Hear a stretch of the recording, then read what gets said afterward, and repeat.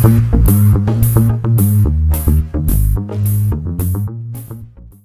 जात बड़ा राजा जी दशहरा को मेला, भिड़िया से दूर रहिया देखी है न खेला। जात बड़ा सैया जी दशहरा को मेला, भिड़िया से दूर रहिया देखी है न खेला। और दिने दिने घूम के चल है राजा जी, तो घर मेला केला वाली है राजा जी, घर मेलावा केला वाली यही है राजा जी। और गुरही जिलेबी लइहा सास ससुर के, सास ससुर के हो सास ससुर के।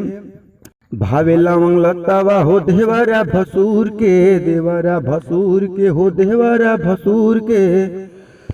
और गुरही जिलेबी लइहा सास ससुर के, भावे लवंग लतावा हो देवरा भसुर के। हर नदी के नरियल जन भूलैया राजा जी, घर केलावा घर मेलावा केला वाली हो राजा जी। हमारा ले छोला छेना लइहा परसादी, लइहा परसादी हो लइहा परसादी।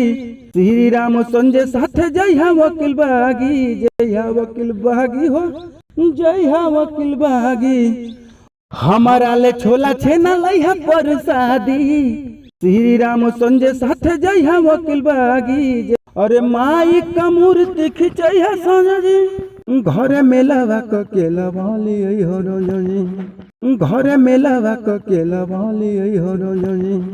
तो दोस्तों यह गाना ट्रैक प्रमोद प्रेमी जी का गेहूं काटे गईलू की बाटे गईलू, उसी ट्रैक पर था। आशा करता हूँ आप सबको अच्छा लगा हो, जिसे गाना और फ्री में गाए।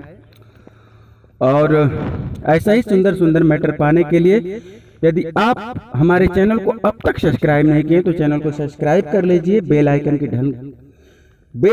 की घंटी सबसे पहले सुनने के लिए दबा लीजिए। और फिर मिलता हूँ एक अच्छे मैटर के साथ, तब तक के लिए जय हिंद, जय भोजपुरिया समाज। आप बने रहें कवि की रचना में।